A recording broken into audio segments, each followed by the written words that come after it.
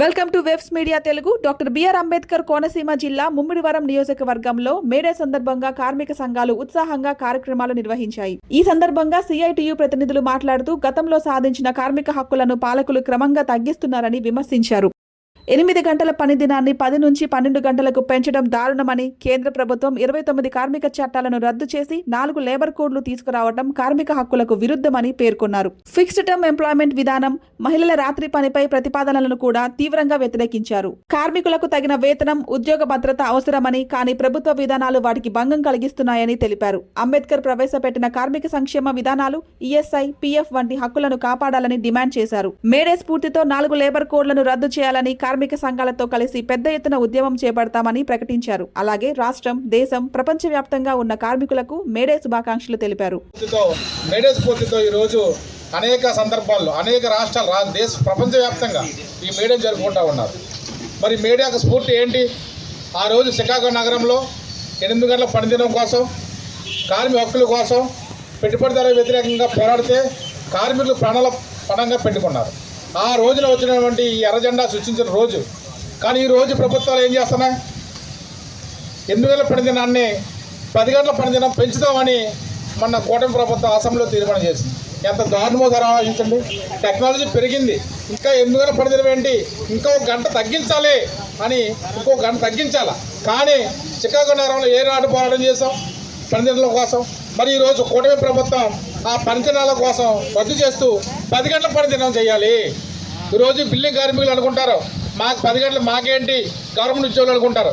రేపు పొద్దుట ఓనర్ కూడా ప్రభుత్వం 10 గంటలు చేసింది, మీరు కూడా 10 గంటలు చేయాలి అని ఓనర్లు చెప్పే పరిస్థితి ఈరోజు వస్తుంది. దీనికోసం మనం అందరూ కూడా పోరాటం చేయాలి. ఆ రోజు 8 గంటల పనిదినం కోసం పెద్ద ఎత్తున పోరాటం చేసి ప్రాణాలు అర్పిస్తే, కానీ మన నాయకులందరూ కూడా ప్రాణాలని పణంగా పెట్టి చేస్తే అవమానపరుస్తూ ఈరోజు డాక్టర్ బిఆర్ అంబేద్కర్ గారు కూడా 8 గంటల పనిదినం ఉండాలి, ఈఎస్ఐ ఉండాలి, పిఎఫ్ ఉండాలి, కార్మికుల రక్షణ ఉండాలి, సంక్షేమ పథకాలు ఉండాలని రాజ్యాంగంలో పెడితే ఇటు రాజ్యాంగాన్ని అవమానపరుస్తూ, అటు శ్రీకాకుళం నగరంలో చేసిన పోరాటం అవమానపరుస్తూ ఈరోజు కేంద్రంలోని రాష్ట్రంలోని ఈ కార్మికుల హక్కులు కాలరాస్తూ ఉన్నారు. 29 చట్టాలనే రద్దు చేశారు, 4 కోడ్లు తీసుకొచ్చారు. ఈ 4 లేబర్ కోడ్ల వల్ల యావత్ కార్మిక వర్గానికి చాలా నష్టం కలుగుతుంది. ఇప్పటికైనా రాష్ట్ర ప్రభుత్వం, కేంద్ర ప్రభుత్వాలు ఈ 4 లేబర్ కోడ్లు రద్దు చేయమని ఈ మేడే సందర్భంగా సిఐటిగా మనం డిమాండ్ చేస్తా ఉన్నాం. ఇంకేం చేయాలి? కార్మికులు ఏమడుతున్నారు? గొంతంలో కోరికలు అడుగుతున్నారా? కనీస వేతనం అడుగుతున్నారు, ఉద్యోగ భద్రత అడుగుతున్నారు. ఈరోజు బిల్డింగ్ కార్మికులు ఉన్నారు, అందాల బాణాలు కడతారు. ఎంతమంది కార్మికులకి సబ్సిడీలు ఉన్నాయో సార్ చెప్పండి? ఎక్కడా లేవు. ఈరోజు కేరళలో 10 లక్షల రూపాయలు బిల్డింగ్ కార్మికుడికి రుణం వేస్తున్నారు, 0% రుణం వేస్తున్నారు. అలాగే మా కుటుంబ పిల్లలకి విద్యా వైద్యం ఉచితంగా అందిస్తున్నారు. ఈరోజు విద్యా వైద్యం ఏ విధంగా ఉందండి? సామాన్య ప్రజలకి అందుబాటులో ఏమైనా ఉందా? అందుకని ఈ మేడే స్ఫూర్తితో రాబోయే రోజుల్లో మన కార్మికులందరూ కూడా పోరాటం చేయవలసిన అవసరం ఎంతైనా ఉందని సందర్భంగా తెలియజేస్తాం. ఈరోజు అదే కాదు, శాసనసభలో ఏం మార్చారు?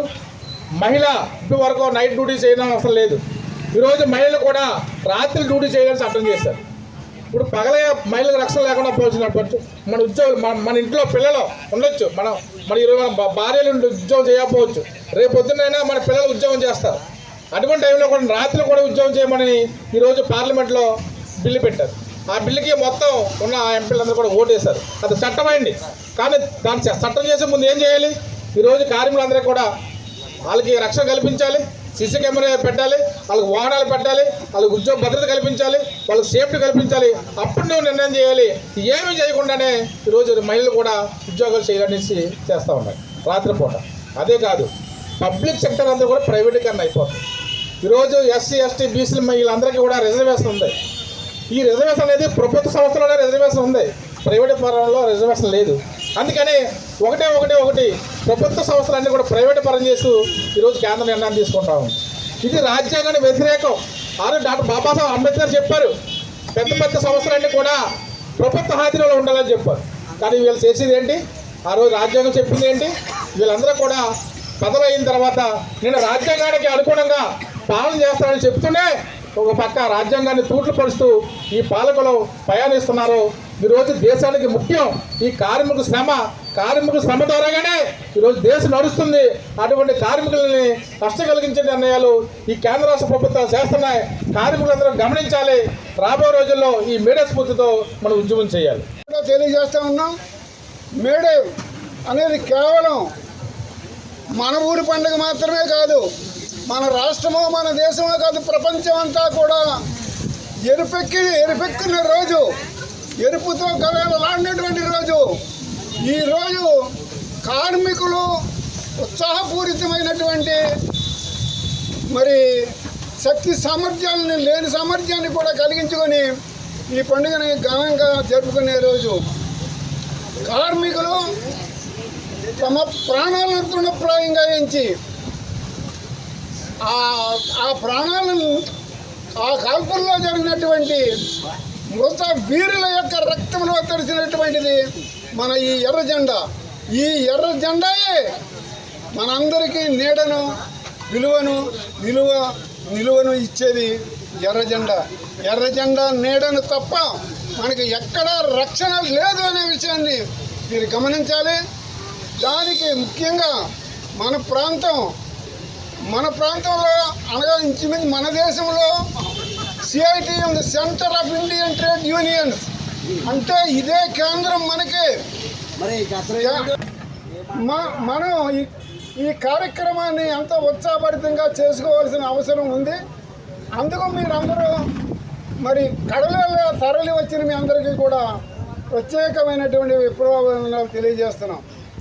ఈ నేటి కంటే గతం కంటే నేడు మరింత దమనకాండ పెరిగిపోయింది. కార్మికుల మీద ప్రభుత్వం దమనకాండ.